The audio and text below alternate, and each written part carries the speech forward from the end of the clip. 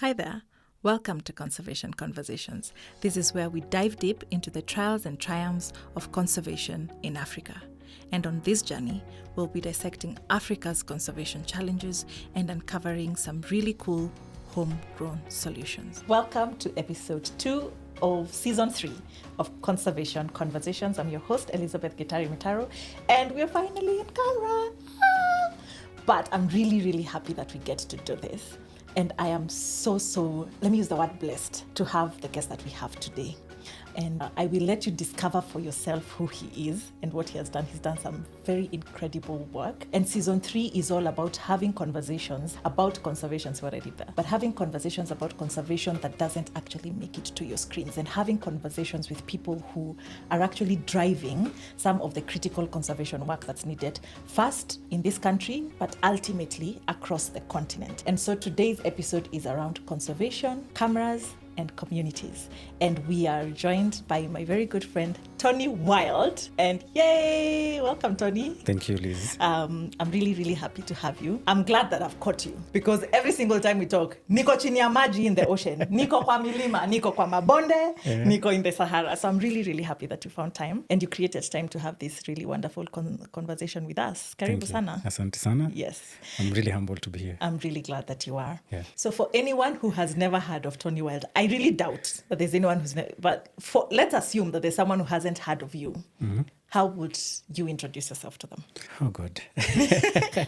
Introductions, I think, are one of the most difficult things for me sometimes because I have different layers of my life. Yes. So Tony Wild is actually a name that was coined on a basis of being able to show people about Wild, but being personal about my particular name, Tony. And I know I'll talk about it to just break barriers. You know, when you hear Tony Wild, you'll think like it's a white man somewhere. Yeah, that's actually true. Yes. But I was hiding behind that particular preference, but putting out the work. So you'll find people asking, so who's Tony Wild? But then when I show up, it's a black person, Anthony Ochieng Onyango, which is my official name. Your government name. Yes. Okay, we won't ask you for your IBC number. Uko kadi kwanza? Uko kadi. Good. Sawa. Yeah, so that's the interesting part was I used it to be able to break certain barriers because at the particular time when I was starting up, there were very few Africans who were storytellers, especially conservation storytellers. Yeah. But it requires a lot of work. So even as much as you put your work out there, we, quote unquote, we are all judgmental human beings. People always judge based on your tribe, based on your race. And it's just being human. Sometimes it goes to the extremes, but we always have to adapt to get into branding that allows you to bypass such barriers. Yeah. So that's how Tony Wild came to pass. So it hid my ethnic component. Yes. It hid my race. Yeah. All guys know it's a white man, but that actually spoke a lot because it meant that most Africans associated conservation or associated wildlife with a Western or an out of Africa involvement, but not themselves. And that was a gap that Tony Wild was coming to actually address. Like it's actually an African platform that we learn about conservation through stories or visuals and different storytelling approaches. So those are the dynamics of how Tony Wild came to pass. But right now I'll make it very clear. Okay. Tony Wild evolved and became a Tony Wild Foundation, which has a team. So it's very, so some people still call me Tony Wild. I'm like, I am not Tony Wild. Okay. I am Anthony Ochieng Onyango, but Tony Wild Foundation has a team that works, and I really value the time that they take to actually make it where it is today. Yeah. Awesome. Yeah. And thank you for that. I had no idea about that background. And I think all of us who have come up into conservation over the last 25 years can actually speak to that aspect of conservation, and especially in Africa. So what made you decide to come out of the Tony Wild branding and nobody knows the ethnic background or who you actually are? You could be a 5-foot Chinese woman who's decided to be Tony Wild. But what made you make the decision to actually get out of it and actually, sort of associate yourself directly with the brand? I think it's when you meet people and then they constantly talk about the journey and the resilience that I've actually shown and expressed over time. You're like, I need to show face so that people can actually see it's a human being. It's not someone who's totally unique from, it's not, like I usually say in terms of, we're all privileged. It just depends on how you look at privilege. So with the privilege that I had, I was able to convert myself into what I've become today. And I believe that everybody can actually be able to convert themselves into the dreams they actually want to achieve. So there's no limitation based on your financial background, where you come from, what you went to school, study to school, your aspirations as an individual, like there's no barriers. Yeah. We create them by ourselves. So me coming to show my face was like a realization that if Tony can do it, I can actually do it. And the number of people who actually come to me and say, we saw you at the beginning and now we can't really believe where you are. And for us, it's like, you've really shown us that you can actually believe in your dream and stick to it and actually be able to just be like, this has to be done. Oh gosh, that is so inspiring. I feel like now I need to get out of here and get to work to bring all my, aspirations true. Yeah. But you've touched on something quite interesting. Yeah. And when I look at your life, we met, what was it? Maybe 15 years ago. Yeah. And at that time, I did not know your educational background. And when I found out, I was like, wait, what? So for the guys, watching and listening to us, take us through that journey of being in school and being, focused on something technical and scientific, and then finding yourself in the arts and what that looks like. Wow, that's a very long story. It needs a book. Let's try and bring it all the way down. Let me do it as an Instagram post. Okay, so there you go. Let's caption it. I think it's when we were growing up, we had 7 subjects. For those who grew up in the time that we had 7 subjects in lower primary, and the government decided to kill arts, home science, and the rest. I used to do well on home science and arts, not the sciences and maths. Okay. So that's interesting. Science and arts, yes, but not science and math. Yes. Oh, wow. Okay. When art was removed from it, I remained with 5 subjects that I had to survive with. And the Kenyan education system is not for jokes. No, it's not. Especially us who did DHCRE. Yes, that one. Yeah. You have to. Yes. Like you have to pass. There's no option. Yeah. So when arts was removed from my life, I think some part of me got lost at a younger age. But there's something that I always kept, which was the wildlife aspect, the environment aspect. So I was from as young as, I think, class 4. And again, this is where I talk about privilege, because my dad had a chance to take us to the park, Nairobi National Park, and we'll come back and I'll draw the lion I saw. And then I can't remember where the images are. Like draw an actual lion. Simba Marara.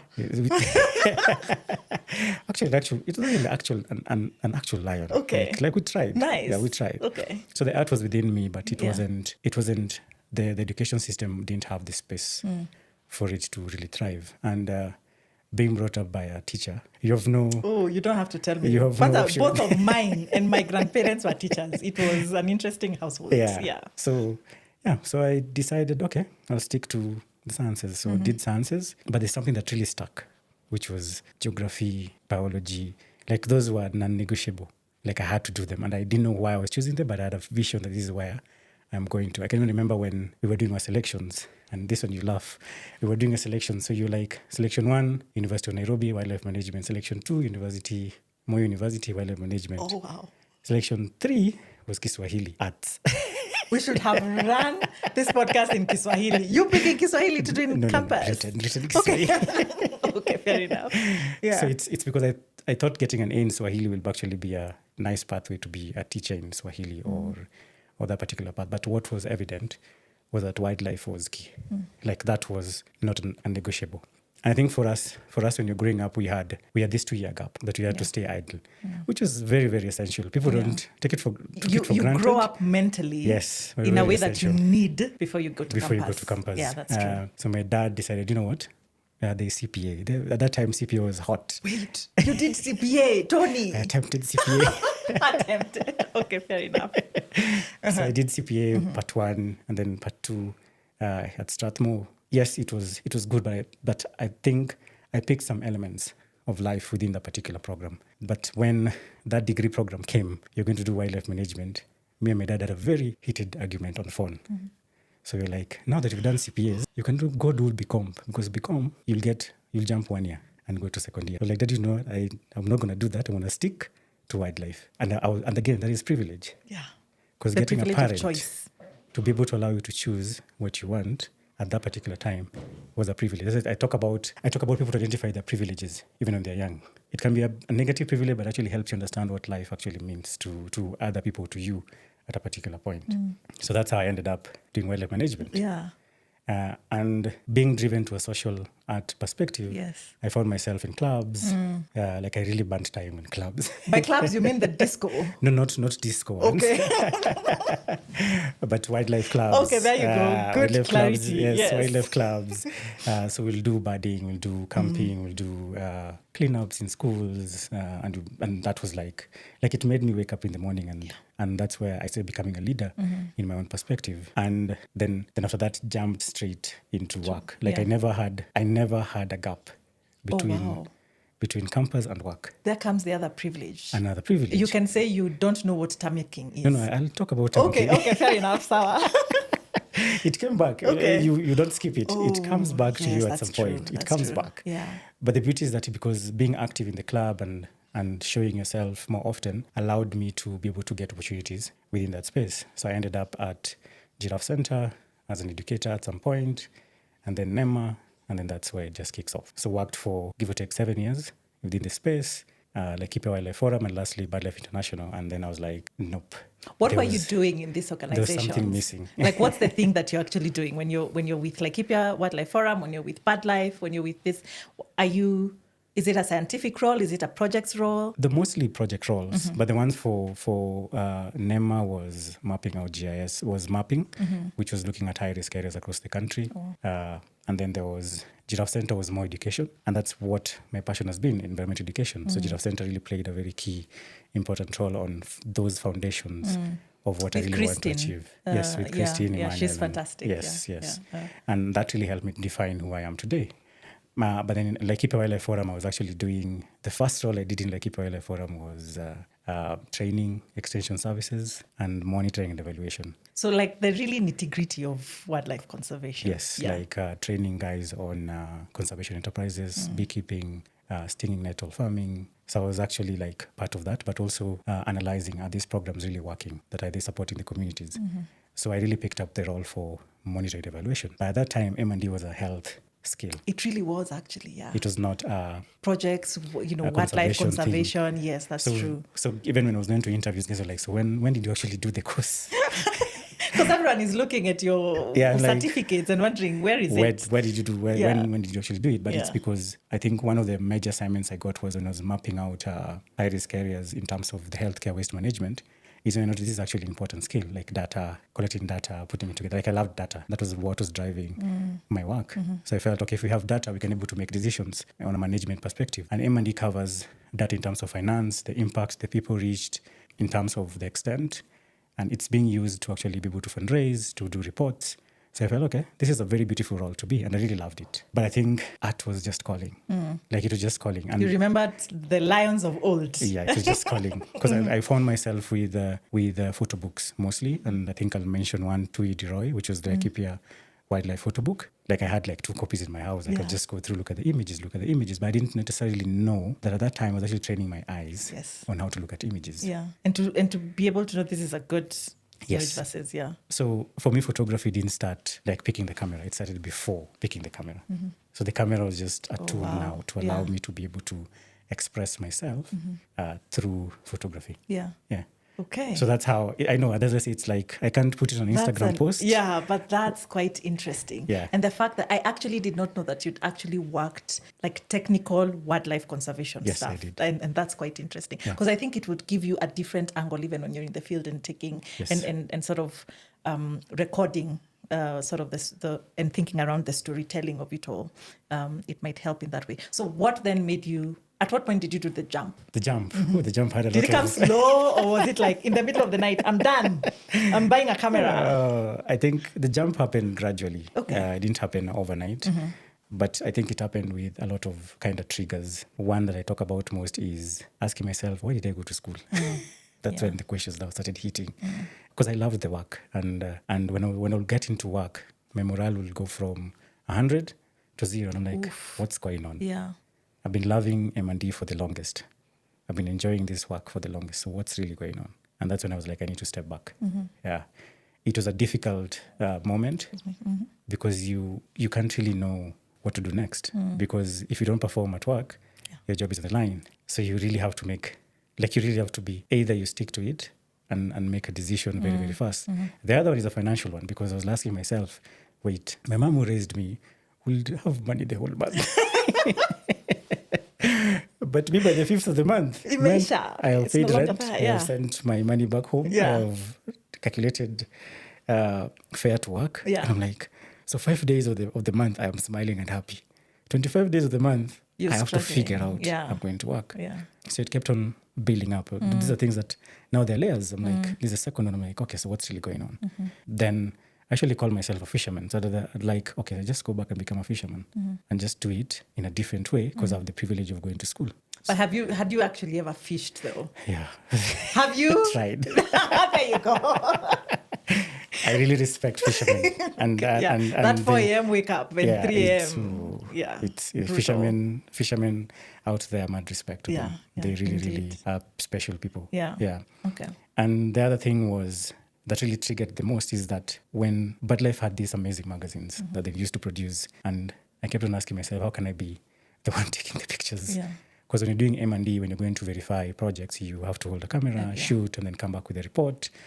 And I was like, these magazines are beautiful. Why? And then look at the names. They're really beautiful images. But I was like, how many Africans actually doing it? And this was back in 2016. Yes, there were African photographers, but there was very few who actually were doing anything close to wildlife. And if they were there were like 2, 3. Or they were mostly Indians. Or if there's a black person, 1 or 2 that you'll pick. When you said Indians, my mind immediately went to Usha. Yes, so you talk about Usha was there, quite a number of people. She's good. Yeah. And then you realize that wildlife photography is just one bit.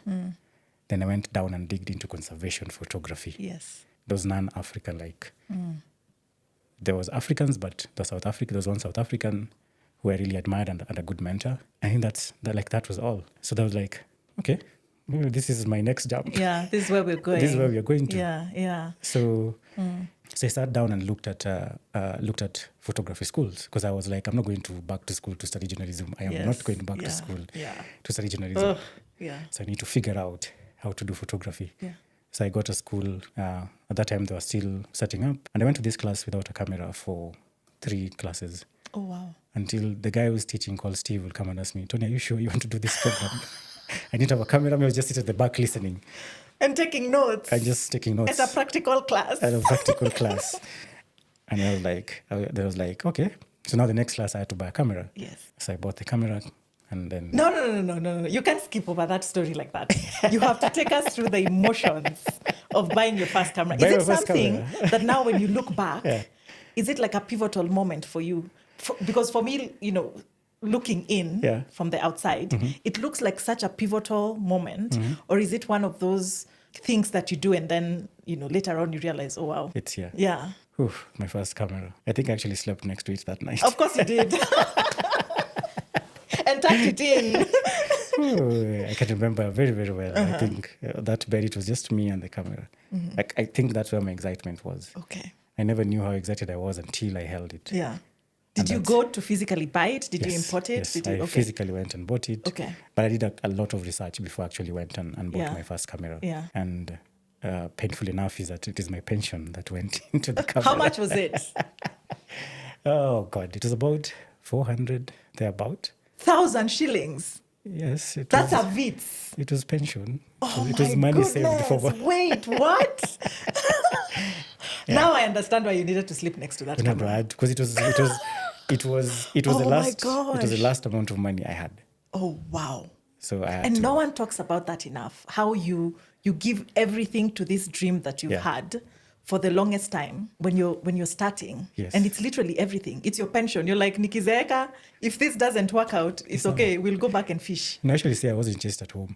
That's actually true. Yeah, and most of us think they're just at home. That's another privilege. That you have a home to go back to. Just sit. Yeah, and just say, hey, Daddy, I'm home. It's done. Yeah, I'm home. Just feed me.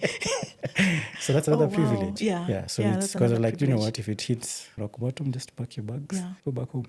But you believed in it enough to give it everything that you had. I gave it everything. And sometimes when I look back, I'm like, can I give it everything even right now? And that is what keeps me moving. Like the equal amount I gave it at the beginning is the equal amount I give it 10 years later. So when you're starting, the everything that you give, obviously for most people, even for me when I was starting, the everything that in that place your giving is mostly financial, because in terms of energy wise, you're young. Yes. And so you don't think that you're giving everything when you're young in terms of time and energy, because you have it. Yes. It doesn't even occur to you that people get tired, or people cannot have time. Yeah. So it's financial. What's the thing that right now, what's the everything that you're giving it? What's the thing that you're saying, I'm giving everything for this thing right now? I think it's studying out to really be professional in the process and being ethical in actually creating those images, and also appreciating that these images are not created by myself. They are co-created by the communities I visit and the people I work with. So really, quote unquote, decolonizing how storytelling has been done over time. Oof. By using your camera as a tool, but not a power grabber, kind of. Yeah. So that is what I'm actually working. Like if I pick a story, I pick it with my full heart. Like I'm doing this not for me, but for the people who work in those spaces, the guys who are philanthropic enough to actually support the projects, and a Kenyan community or an African community who need to know about these particular animals and species. So it roots back to the purpose. And the purpose for me was purely environmental education, but using visuals.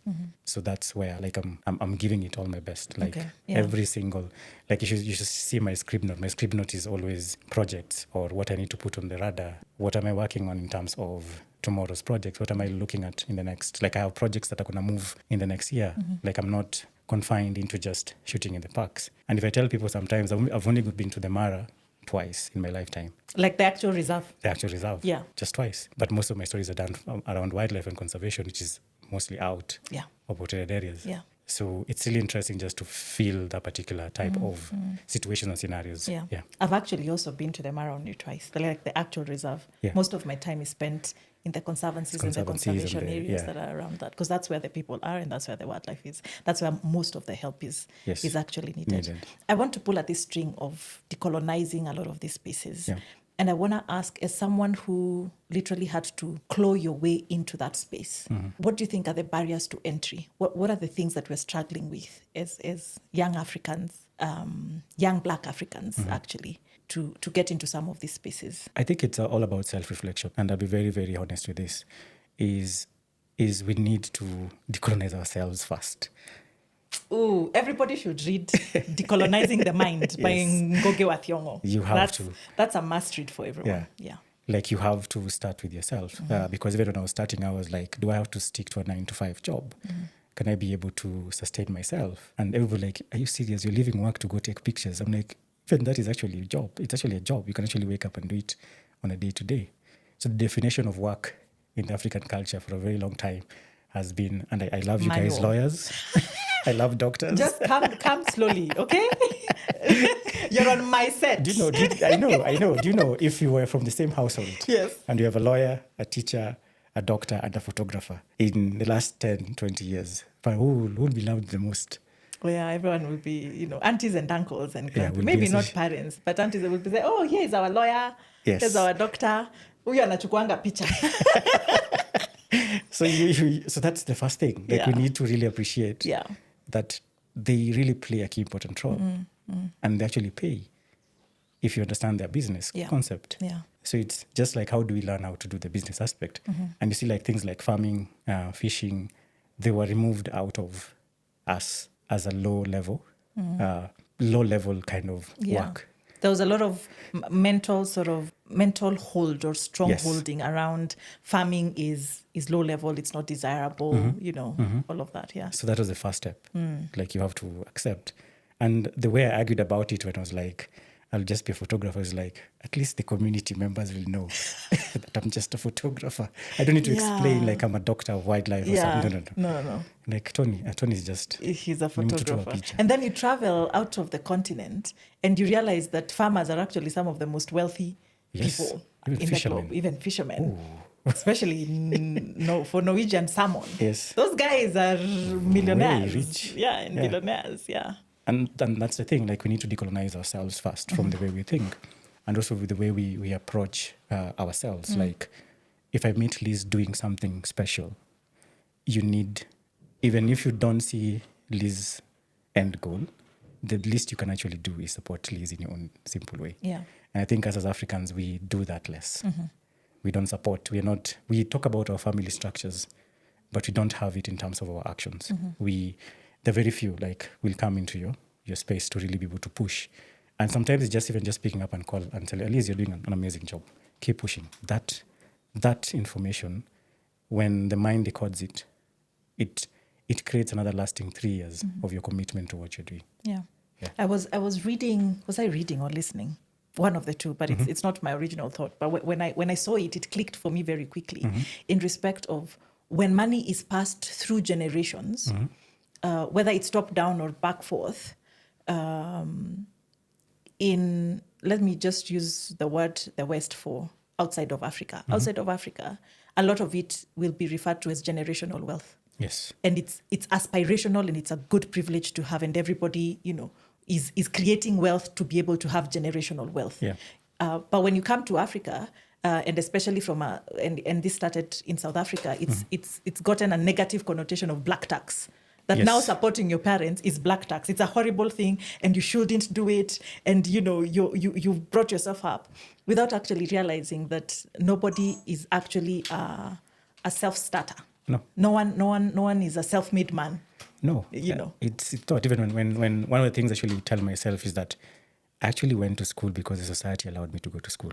It allowed me to go to school because I will not do anything stupid when I was home and someone or a neighbor will see. My dad will know. Yeah. My parents used to have a bad. A bad told me when you got home. And then now when I'm grown, I realize, the bads were actually And that is community. Now where you ask yourself a question, why did you go to school? Was it for yourself? And it's okay. Was it for the society? Or was it just achieving your personal dreams? Or was it breaking down barriers? So I think those are things that us, as when you're decolonizing our thoughts and our minds, we need to ask ourselves, why are we gaining knowledge? Yeah. You see, in the most cases, we're being told, go to school, get work, get a job, get a house, get married, get kids, and then die. So it's like, no way, we're going through that cycle. Yeah, that cycle. It's sounding boring, first of all. Yeah. So I was like, no. Like I was I was standing out from the crowd. Like I had to stand out of the crowd and ask myself, okay, so this is me in this society.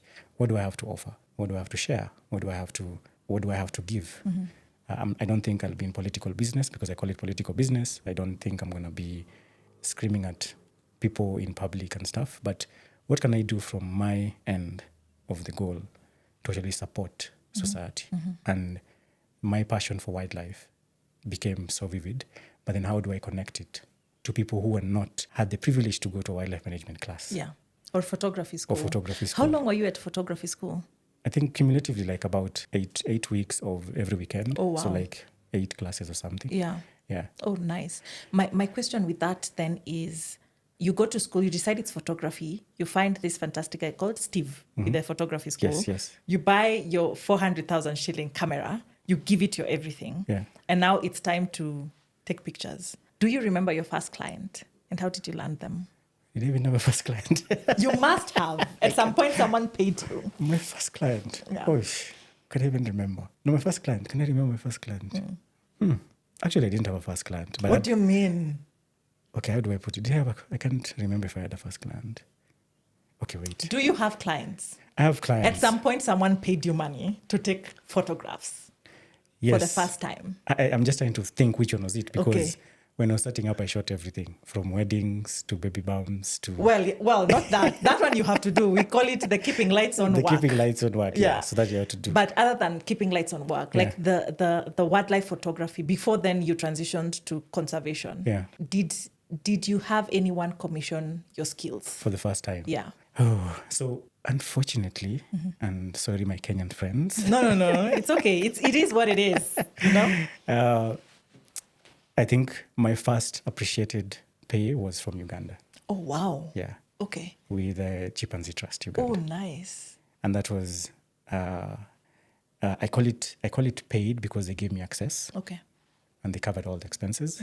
And I was able to create for them images that some of them they use until today.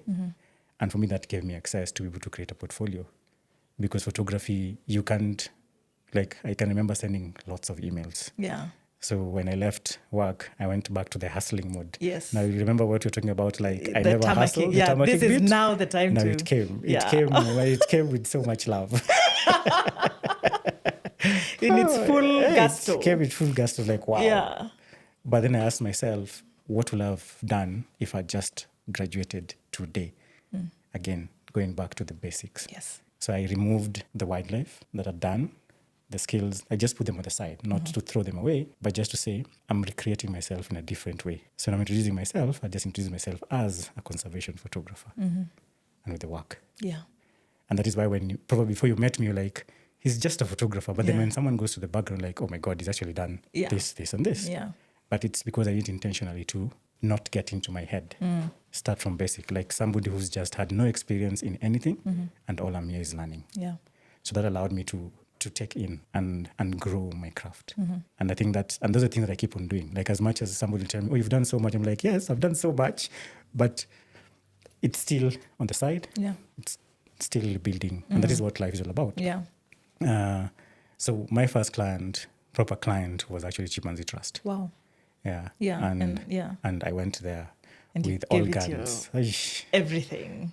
I went there for like a week. Yeah. And then shared my vision with Dr. Rukudo, who's currently the executive director for Chimpanzee Trust. And he was like, you know what, just come for 6 months. Wow. So just hanging out with chimps, moving around. Oh gosh, that's lovely. And all this accumulated not only to a photo collection, but also a film at the end of the day. Oh, wow. Yeah. Filmed by you or film, wow. Yeah, so that one. And I was not going to get into filming. Yeah. My vision was just photography. But then after getting into the spaces, I realized, okay, you can't really do films. Yeah. And then I've met stories that I can't tell with pictures. I needed film Yes. to actually tell those particular stories. Yeah. So that became like one of my first clients to actually be able to like pay and like not necessarily pay in terms of giving me money. Because I actually say anything voluntary has a cost. Yes. So I'm looking at that as paid work. Yes. Because both of us are benefiting. Yeah. I was benefiting getting access. They were benefiting by getting images. So that was actually my first one. After. And you know, so many people nowadays will not work for exposure. In fact, they'll take you to, they'll drag you through the streets. Wow. When we remember how much we did when we were interns, Yes. and looking for work and Looking for work. volunteers, left, right, and center. Yeah. And that is why I couldn't, as much as I was from an earning space, Yeah. and then now dropped it and came back, Yeah. I had to again go back to the basics. Yes. I've just completed school. Good. So what do I Yeah. do now How- with my what life? do we- yeah. But since I had knowledge of what it entailed, I knew that just getting that access is my gateway to building Yes. a portfolio. So Yeah. I wasn't like, it's not exposure for me. Yes. It's actually you to determine what benefit are you getting Out of of this. being Yeah. engaged. Yeah. Yeah. Because now you have a fantastic portfolio built over 6 months.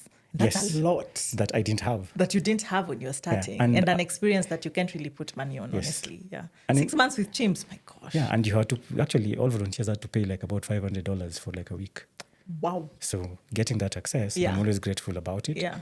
Is just getting that access. And I Yeah. think those are some of the barriers that we get as African storytellers at the beginning. We got a lot of those barriers because I think I sent over 10 plus emails. Yeah. Because, I was coming from the conservation space. I was Yes. introducing myself. Yes. I was like, hi, my name is Anthony. Yeah. And I photograph wildlife I and photograph conservation and I would like to activities. collaborate with you guys. Yes. Oh, God. And everyone was like, stop bothering us. I There understand are you. people who actually responded. And Yeah. I'm really grateful they did. Because what they did is that they gave me like a sign that this is actually something that can actually work. Yes. So that's The validated yes, the idea. the idea. And it actually helped. Yeah. And some of them actually my clients today. Oh, wow. Yeah. Yeah. So how do you then transition from Tony Wild, the photographer, to Tony Wild Foundation? What's the thing that necessitates that sort of transition? Transition is that, how do I put it? There's no clear-cut separation of it, but there's clear-cut on what both parties do. Okay. Okay, so Tony Wild Foundation focuses on education for biodiversity. And it has a social enterprise component, which is skills that we have to recreate images, and people pay. And once they pay, we now share it with the education program to be able to go to schools, give young people access to parks. Again, just building up on the privilege that we had when I was young. So giving it access to other people, sharing that privilege with other people so they can be able to see the value of wildlife at a younger age. But it's not cheap. Someone needs to pay for it. Liz can hire me to do a conservation story. We get paid, but then the amount goes to Tony Wild Foundation, not to me. Okay. And Tony Wild Foundation has a team. They get paid. We do the work. So we were more of like a skill-based philanthropic conservation organization. Yes. So we offer a skill, we get the money, and we're able to do conservation work. But it has a challenge because when you go in as a skill, people want you to operate as a skill. They don't look at your philanthropic component. Yes, they're like, we're paying you for this. Yes. We don't want to know these other stories of children in parks. In parks and stuff, which sometimes I actually feel like it's a bummer because the reason why I do this is because I just want to see my clients, who are young children, to be able to access wildlife spaces. And I appreciate the fact that there's a fee to pay. And the reason why there's a fee to pay is for people to appreciate that it has a cost. Everything has a cost. I know us as Kenyans, we're like, yes, that's true. So to pay to bure. There's nothing for free. There's nothing for even free. And if it's for free, you're the one who is on the table. On the table. Yeah. So there's something that is going on. There's something there, yeah. So we show the kids you can be able to access it, but we tell them that we collaborate with them and tell them we've actually paid for you this. Like co-collaborating in terms of creating the park, and like this park is actually belonging to you people. You have to come and visit. You have to come and protect it. Like it's yours. It's not. It's not the government. It's not the government. It's not for tourism. It's for you. It's actually for you. Yeah. And decolonizing that particular conversation is a long way to go. Is a long, and especially amongst us as Kenyans or Africans, is a long way to go because one of the things we hear is that, and when I was starting, when you ask a high school teacher or a head teacher, what is the benefit of wildlife? The first answer will be tourism. Yes. You ask the kid. Tourism. But that's not the truth. That's not the truth, yeah. I'm sorry, people who do tourism, but I'm not spiking up a war. Yeah. But what I'm trying to say is that tourism is a byproduct of wildlife. Not the reason for wildlife. Not the reason for wildlife. We need to put that on a t-shirt. Yeah. We need to. There's a lot of things we need to put on a t-shirt. Wildlife is not the reason for tourism. No, it's a not. byproduct. It's a byproduct of tourism. Yeah. So where wildlife, for me, the way I define wildlife is actually the backbone of our social, economic, and political structures of our society. Because if you look at our politics, it's around natural resources management. Yes. Our economies are from the soils, from the oil, from the forest to the minerals, back again to where. And when I talk about wildlife, it's plants and animals, not the big five. Not the big five. And that is something that most Kenyans will be like, oh, what wildlife do you know? Elephant, lion. Rhino. Like, no.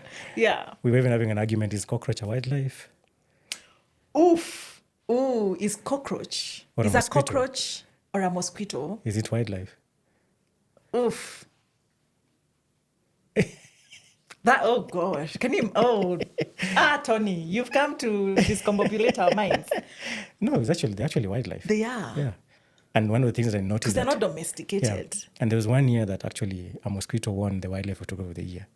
A mosquito image, yes. Oh, wow. The one that's run by... the Natural History of Museum in London. Yes. Oh, wow. And then they're like, actually mosquitoes are actually wildlife. So when you go to a school and then have this argument with young kids, is a cockroach a wildlife? It brings buzz. You need to invite me to one of those sessions of education. Yeah. That's lovely.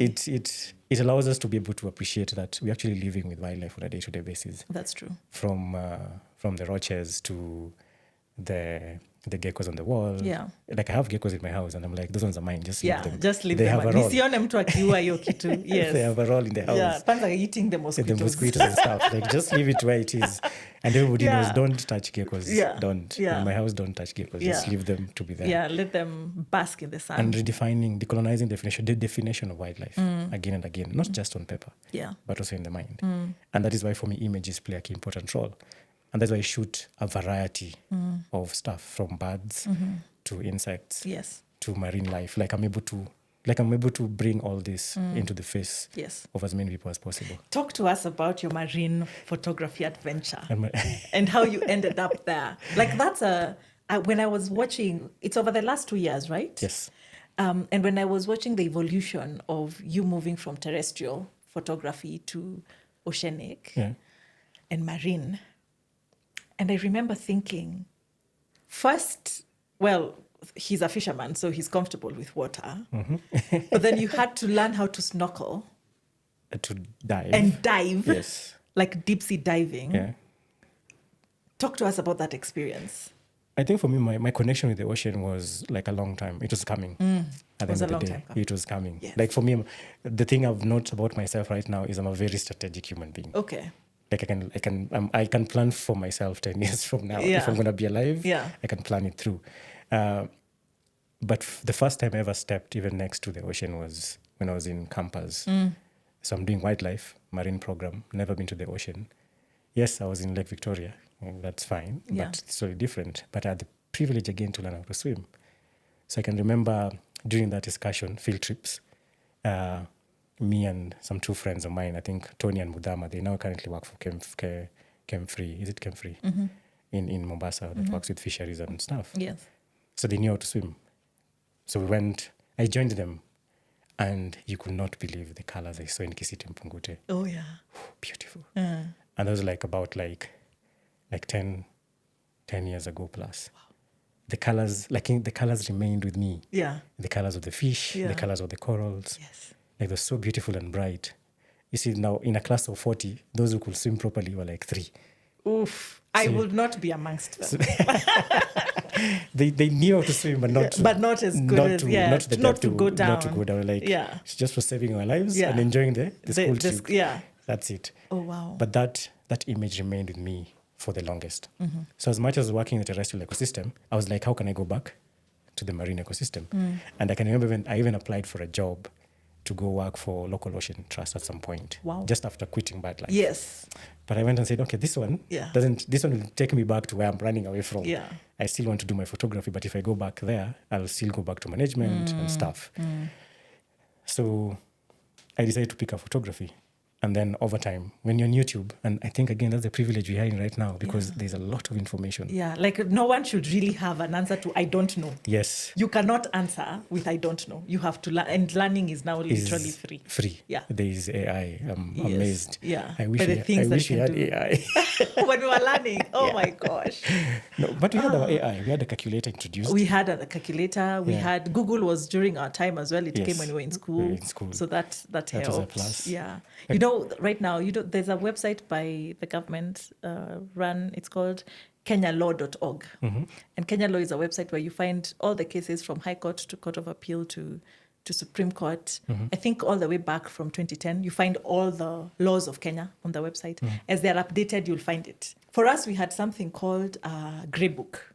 And a grey book was a thing this thick that you had to go to government press and buy, for example, the criminal law grey book. And that meant that you have all the laws for criminal printed and then bound together in this hard leather thing. Wow. And you had to look for the physical, actual legislative instrument to read through. And now it's on your phone. You just need to find out what does Section 56, and you get it. Again, Privilege, yes. yeah. So it actually helps. Yeah. I can remember when we were doing mathematics, we had this book. The one for cosine. Oh my gosh, yes. And it was stuff, called... where you have to draw with rulers. And then oh my God. It was called a table something. Yes, yeah. Oh my gosh, that thing. And you had to memorize them. Oh, anyway, we have come from far. So when the calculator came, we were winning. Yes. So here you're in the ocean. You've seen all these vibrant colors. They've stayed in your head for the longest time. You've decided to leave employment and to pursue photography and to get into the foundation work that you're doing with the kids and the education and all of this. What makes you think, let me go back to this thing for marine? What's the thing that clicked for you? Again, back to why, education. You can't, there's a phrase that goes, you can't conserve what you don't see. That's true. And I think it's becoming now much more clear that we need to bring them out there. And who's the storyteller? Yeah. Actually, who is the storyteller? Yes. Because the story will be told through the eyes of the storyteller. Yes. Back to decolonizing. Yes. So who's bringing that story back to people? So when someone sees me underwater, like, are you sure you swim with sharks? Like, yes. Are they dangerous? No. Me, I can do what you're doing. Yeah. And that's a conversation. And I try to respect that. Yeah. But then it allows that conversation. Because then if it wasn't there, the conversation it wouldn't be. Yeah. And you now have an opportunity to then influence kids who are growing up. Yes. Who have never even seen a huge body of water. Like kids from where I come from, which is foothills of Mount Kenya. Yeah. They know the ocean conceptually. But they've never... Like from books. Yes. And most of them often all the way to university or campus. There are people, the same way that we get shocked that there are people who see an actual live elephant in their adulthood, in their late adulthood. Yes. It's the same thing for oceans. And it's such a a life influencing thing for you to be able to share that with them. Yeah. And when you hear that wildlife is for Africans, you're like, which Africans? Which Africans are this? Speaking of which Africans, you're a National Geographic explorer. Yes. What is that? Well, I know what that is, but for the guys who are listening to us, why is it a big deal that you, a fisherman, is a National Geographic explorer? I think it's, again, it's a humbling opportunity, and also like evidence that sometimes you can be able to be doing your own things in your personal space, but you connect people to nature. Like being an explorer is someone who goes out there to try new things, bring out amazing work to the community, experiment. Like you have to be kind of crazy sometimes to bring things out of the wild, and just being out there to be able to showcase the beauty of nature, and not limiting to just wildlife, but people, culture, and that is what it's all about. And again, being an explorer does not necessarily mean traveling from one location to another. No, your own local community has a lot of stories to explore, and you can tell them way, way better than any other person who's not from that community. Yeah. But then, even if they're not part of that community, they bring a perspective that's sometimes really interesting to see. Yeah. So every storyteller has a perspective. It's just a matter of figuring out, are they telling the true story? And that comes back to ethics of conservation storytelling. Is that the true story? So being an explorer, you have to be able to show the truth of something, regardless of what topic you're covering. Yeah. And being a National Geographic explorer is a privilege. Yes. Because they are very few in terms of I think I come from an island in Rusinga. I think probably just one or two.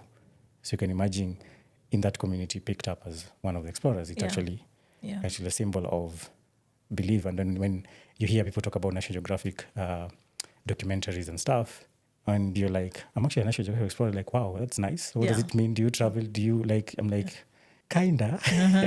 But an explorer basically is someone who's got like a grant to do like a specific project. Yes. And the project I'm currently doing is on fishermen again, but now in Ghana with sharks. Oh, Ghana with sharks. Yes, so Ghana and sharks. So I'm always around fish. Like my stories are always around fishermen. Yes, indeed. And that is something that I've come to really appreciate. Yeah. And that's, speaking of it being a very small group, in my mind, the National Explorers Club is like the Nobel Peace Prize for conservation. Like it's the guys who are doing really front edge work and bringing to us hidden secrets of the natural world that, you know, in an office in Nairobi or in a hut in Samburu or by the river in wherever that you're not able to access, and they're able to bring that to you. Are there certain doors that have opened just because you're an explorer, and are there others that have shut because of it? Those that have shut. Those that have shut are quite a number, because everybody's like, Tony is really expensive. I'm not expensive. Just come talk to me. I'm accessible. Yes. But I think not before being an explorer, I think it's just being me first. Okay. That has opened for me doors to be able to open that. An explorer is like a topping on the ice. You know, when you make the cake and then you put the ice on top, it just, you add those beautiful small things that when you present it, it becomes like, wow, this is a nice cake. So I think for me, I look at it from before National Geographic Explorer, there was Tony Wild. Yes. And then Explorer came into play, and any other words that came into play. But they build up to who I am today. As I said earlier, is the small things that trigger you, that make you reflect. And they come in both layers, negative and positive. The number of rejections and the number of getting accepted, they're quite a number. But the most important thing is trying. So I think I applied 2-3 times, got rejected. Yeah. And then the last time I was like, do you know what? Let me give it one more shot. I was like, the reason why I'm not getting expressed was Kenyans are very, very amazing human beings, because we are quite a number of explorers in Kenya. Yeah. So I was like, okay, if there are many explorers in Kenya, can I do a story out of Kenya? Okay, I'm still in Africa, but can I do a story out of Africa, out of Kenya? Yeah. So I was like, okay, let's see. So marine was new. And then like, yes, marine. How many of us are doing marine storytelling? Quite few people. So that gives me, again, privilege. Yes. So I was using the privilege of us being few and the privilege of being able to like be an explorer and learning about the marine to be able to get to that particular grant. And that's why I keep on asking people, you need to go, when you go back to sleep, trust me, you have privileges that sometimes you do not identify with. Indeed. But you just need to bring them out. To bring them out. Yeah, I feel like this should be a conservation privilege platform. But it's such an important conversation to be had, because, you know, you and I sort of stumbled into conservation. We know a lot of our peers as well who stumbled into conservation, as opposed to heritage-based sort of history of getting into conservation, where your father and your grandfather was a conservationist. They founded this organization, or they ran camps in the Mara and blah, blah, blah. And I think for most Black African kids, you do sort of tend to stumble into conservation, and you realize that's an area of passion for you. But then you look around you, and there's no one you can look to as a guiding light or as a mentor. And so as we're coming to the close of this conversation, talk to us about mentorship, because I know that you do a lot of it, but also I'd love to understand who you've benefited from as a mentor or as mentors. As a mentor? Yeah. Oof. Can I say YouTube is a mentor? Yes. And that's very important, by the way. Yes. There are quite a number of people like, I think when I was starting out the ocean, I think I spent 2 years watching YouTube. Wow. Kind of classes. You know, that's something that's not talked about. People see Tony, National Geographic Explorer, swimming with sharks in Ghana, but they don't see the 2 years sitting in front of a screen. Just learning. Learning how to put on your gear correctly, how to protect your camera, what sort of camera you need, how to rescue yourself if something goes wrong. So the thing there is that, how do you do the training and stuff? So it took like 2 years, and I think one of my colleagues we stayed with was like, he would just sit on every day in the morning when I wake up, I go look at YouTube channels on marine for like quite a number of times, but I would still do the land photography. But I was like, I'm going this, and I can remember there's a video. I think the first time I dived properly in Kisite, now with the whole scuba gear and stuff, I was like, I actually came out of water. I was like, I'm coming back with a camera. And the next year I was coming back with the camera. Yeah. So it's just a matter of putting it in your head and then just working towards it. And I know people will say, but I don't have this. Use your privileges. You know people. You know networks. I think I operate in the principle of Mama Mboga. When you look at Mama Mbogas, they are. If you want, somebody was telling me yesterday, if you want to learn business, just look at Mama Mboga. What time do they wake up? At around 3 a.m. To go where? To the market. To go get you. What time do you wake up? Well, I wake up at 5:30. No. Like some people wake up at 7 or 6. So compare somebody who had woken up at 4. Oof, they're light years ahead of you. Yeah. And they'll take their kids to university. They take their kids to whilst university. You're sitting saying how you don't have money. Yes. Yeah. And then the other thing is that they have networks. Mama Mbogas are not. There are so many chamas. That's true. And then lastly, they brand themselves in a manner that when you go out, even right now out here, you'll see that is the Mama Mboga. They're there. Yeah. So when you pick that concept and put it in what you want to do, you brand yourself, you have the right networks, and then last but not least, the cash flow. Mama Mboga has 10 bob, 20 bob, 30 bob. Cash flow is key. I wish we learned that early. Cash flow. Like if you don't have cash flow, there's no way you're going There's no way you're going to survive. And trust me, they're broke. As much as they have that running, but you realize they wake up in the morning and they have that commitment. So when I look at them, I'm like, I don't need to, no offense, but I don't need to like really go into a business-fledged class to just learn the basics of business. There's a lot that you can learn without having to. So now the other class might just be able to fine-tune and use the tools that are there to be able to do that. And when it comes now to mentorship, mentorship is really important.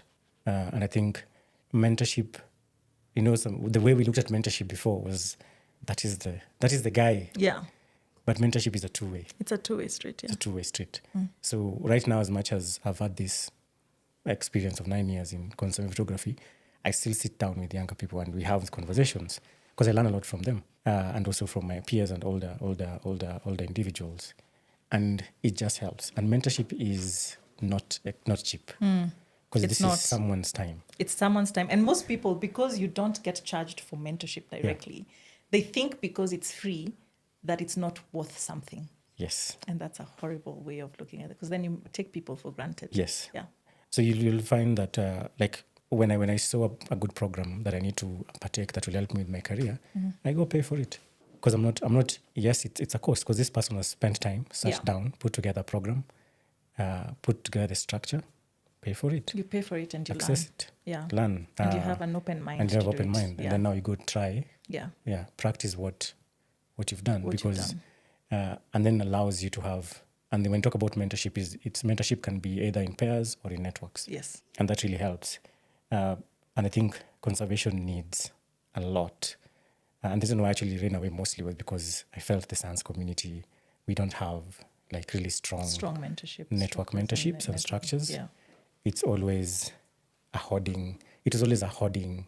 Yeah, like I'm the one who's doing elephants. Yeah. So I'm the don't one come doing- into the elephant protection I'm space. the one doing wild dogs. I'm the Yeah. one doing, and I'm Yeah. like, it's fine, But but it's not conservation for the sake of conservation. Yes. Going back to the why question. to the why question. Yeah. So it doesn't really. Okay. Yeah. So those are the things that help, but they're kind of. I don't really say like individuals, but I say they're individuals who played a key important role. My dad being the first one, just Indeed. listening. Yes. And paying school fees for wildlife and not become. Not become. I think that's again that's privilege. Indeed.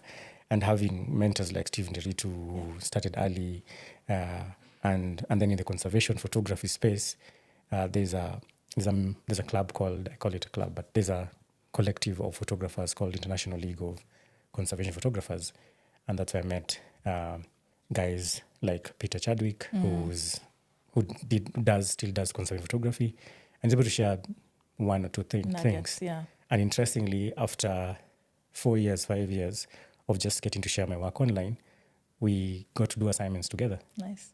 across the continent, and that Yeah. again elevated Yeah. my work. Yeah. So mentorship, you have to go with mentorship with a very open-minded.